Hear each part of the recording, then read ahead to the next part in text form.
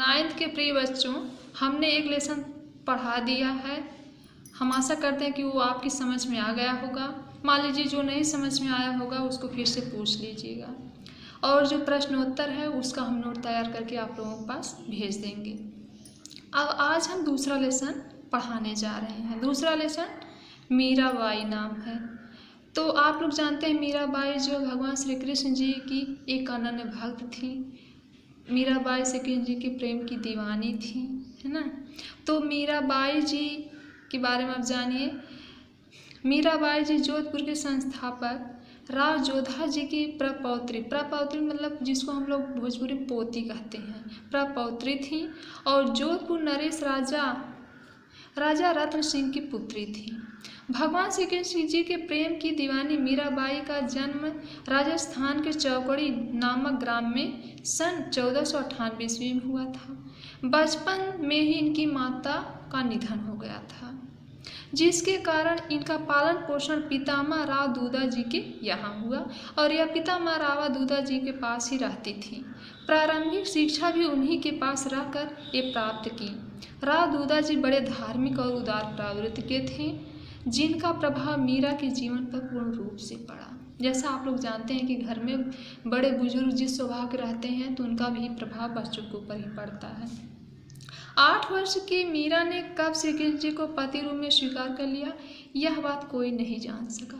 यानी 8 वर्ष की छोटी उम्र में मीराबाई भगवान श्री कृष्ण जी को अपना पति मान ली थी। इनका विवाह चित्तौड़ के महाराजा राणा सांगा के ज्येष्ठ पुत्र भोजराज के साथ हुआ था। विवाह के कुछ वर्ष बाद ही मीरा विधवा हो गई थी। यह भी देखिए दुर्भाग्य की बात है। अब तो उनका सारा समय श्री कृष्ण भक्ति में ही बीतने लगा। मीरा श्री कृष्ण को अपनी प्रियतम मानकर उनके विरह में पद गाती और साधुओं संतों के साथ कीर्तन और नृत्य करती थी। जबकि देखिए मीरा जो साधुओं की मंडली में कीर्तन और नृत्य करती थी, यही चीज़ उनके परिवार के लिए अच्छा नहीं था। देखिए इनके इस प्रकार के व्यवहार ने परिवार के लोगों को रुष्ट कर दिया। यानी परिवार लोगों को इनका नाचना गाना पसंद नहीं आया, और उन्होंने मीरा की हत्या करने का कई बार असफल प्रयास किया। जैसा कि आप लोग जानते हैं कि राणा जी जो है विष का प्याला भेजे थे, लेकिन मीरा जो है उसको एक अमृत का प्याला समझकर पी गई, और उसका इनके ऊपर कोई बुरा प्रभाव नहीं पड़ा। अंत में राणा के दुर्व्यवहार से दुखी होकर मीरा वृंदावन चली गई। मीरा की कीर्ति से प्रभावित होकर राणा ने अपनी भूल पर पश्चाताप किया। उनके जो ससुर थे वो फिर अपनी भूल पर पश्चाताप किए और उन्हें वापस बुलाने के लिए कई संदेश भेजे, परंतु मीरा सदा के लिए सांसारिक बंधनों को छोड़ चुकी थी। कहा जाता है कि मीरा एक ही पद की पंक्ति हरि तुम हरो जन की भीड़, हे भगवान तुम लोगों की, हे भगवान तुम दूर करो लोगों के दुख दर्द को, हर तुम हरो जन की भीड़। मीरा सदा के लिए मीरा गाते गाते भगवान श्री कृष्ण की मूर्ति में विलीन हो गई। मीरा की मृत्यु द्वारिका में सन 1546 ईस्वी के आसपास हुई। अब मीराबाई की साहित्यिक सेवाएं हैं। मीरा के काव्य का मुख्य स्वर कृष्ण भक्ति है। इनके काव्य में इनके हृदय की सरलता और निश्चलता स्पष्ट रूप से प्रकट होती है। इनकी भक्ति साधना इनकी काव्य साधना है। दाम्पत्य प्रेम के रूप में व्यक्त इनके संपूर्ण काव्य हैं। इनके हृदय के मधुर भाव गीत बनकर बाहर उमड़ पड़े। इनके हृदय के जो मधुर भाव थे वही जो है एक गीत बन करके उमड़ पड़े हैं। विरह की स्थिति में इनके वेदनापूर्ण गीत अत्यंत हृदय स्पर्शी हैं। यानी विरह के दिनों में जो ये प्रेम की गीत गाती थी, विरह की गीत गाती थी, वह हृदय को स्पर्श करने वाली थी। इनका प्रत्येक पद सच्चे प्रेम की पीर से परिपूर्ण था। भाव विभोर होकर गाए गए तथा प्रेम एवं भक्ति से ओतप्रोत इनके गीत आज भी तन्मय होकर गाए जाते हैं।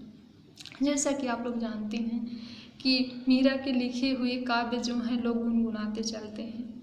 कृष्ण के प्रति प्रेम भाव की व्यंजना ही इनकी कविता का उद्देश्य रहा है। अब देखिए इनकी रचनाएं। मीरा की रचनाओं में इनके हृदय की विह्वलता यानी व्याकुलता को देखने मिलती है। इनकी 7-8 रचनाएं जो है वो लिखित हैं। नंबर 1 नरसिंह जी का मायरा, राग गोविंद, गीत गोविंद की टीका, राग सोरठ के पद, मीराबाई की मल्हार गरबा गीत, राग बिहाग तथा फुटकर पद। इनकी प्रसिद्धि का आधार मीरा पदावली एक महत्वपूर्ण कृति है। अब इनकी भाषा शैली है। मीरा ने ब्रज भाषा को अपनाकर अपने गीतों की रचना की, यानी इनकी जितनी रचनाएं हैं सब ब्रज भाषा में लिखी गई हैं। इनके द्वारा प्रयुक्त इस भाषा पर राजस्थानी, गुजराती, पंजाबी भाषा की स्पष्ट छाप परिलक्षित होती है। इनके काव्य में मतलब राजस्थानी भाषा भी है, गुजराती है, पंजाबी भी है। इनकी काव्य भाषा अत्यंत मधुर, सरस और प्रभावपूर्ण है। इनके सभी पद गेय हैं, यानी छंद गेय पद हैं। इन्होंने गीत काव्य की भावपूर्ण शैली और मुक्तक शैली को अपनाया, यानी इनके लिखने की शैली क्या है, भावपूर्ण शैली है और मुक्तक शैली है।